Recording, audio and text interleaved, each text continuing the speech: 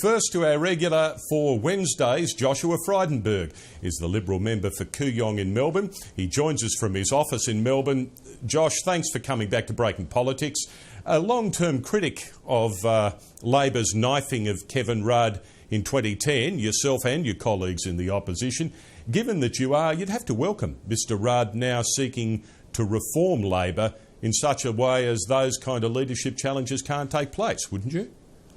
Look, I think Kevin Rudd is subjecting the Australian people to the entrails of the Labor movement, and we don't want to be subjected to that. We want to hear what his plan is for Australia. And the fact is that the unions do have too much control over the Labor Party. That won't change as a result of these moves.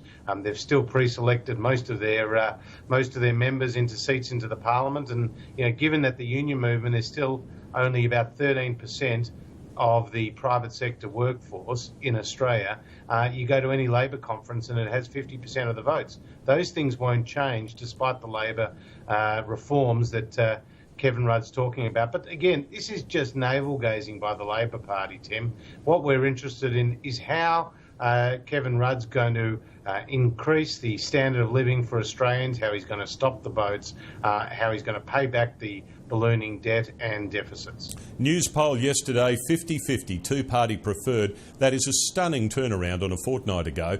You'd acknowledge, wouldn't you, that Kevin Rudd really has given Labor a chance of winning the next federal election? Well, I'd acknowledge that people had stopped listening to Julia Gillard, and that was because of her appalling record. And with Kevin Rudd, he's having a honeymoon, and we always thought that that would happen.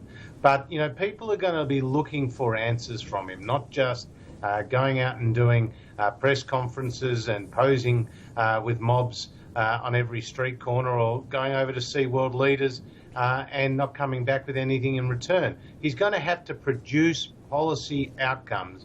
And if he does call back the Parliament, it will be very interesting to see that if he puts any significant changes on the floor of the Parliament, whether he will get the support not just of his backbench but also of the Greens in the Senate.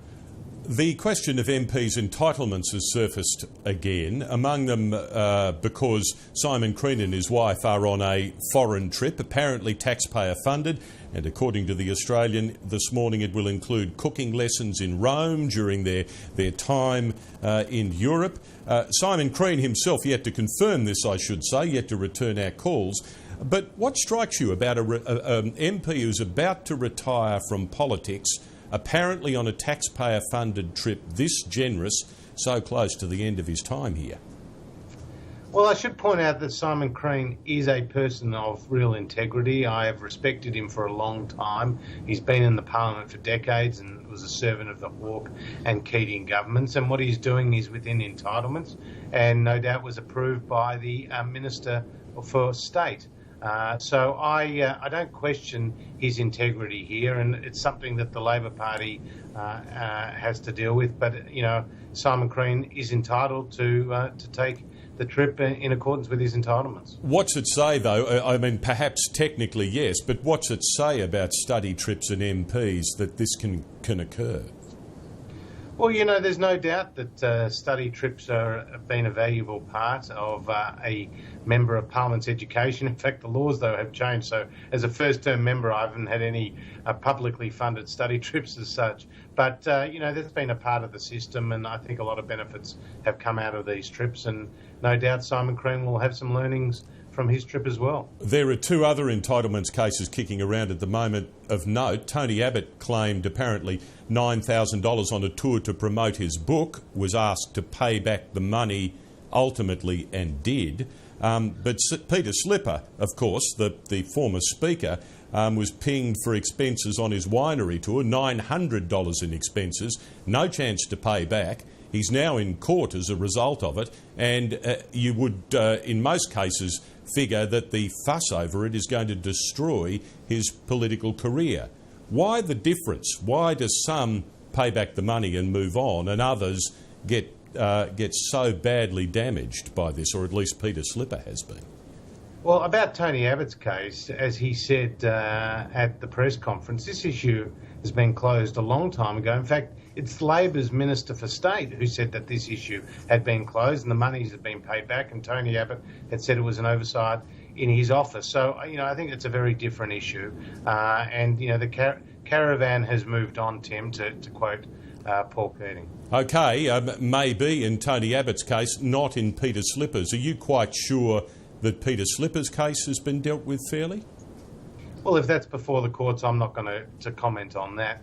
But other than to say, there's probably been a number of these issues where money has been paid back because of oversights, and I think we move on and don't question in this case the what Tony Abbott has done here, because, as he said, there was an oversight in his office, and as the Minister for State has said, Labor's Minister for State, the issue is closed. This morning, prominent refugee advocate Julian Burnside on this program calls Bob Carr, our Foreign Affairs Minister, a bigot for his handling of the asylum issue at the moment. Most specifically, he's obviously not the Minister for the portfolio, but most specifically for his claim that predominantly, overwhelmingly now, we're dealing with economic migrants, not true refugees who are facing persecution and true hardship. Who do you side with on that argument, and what would you have to say about the comments?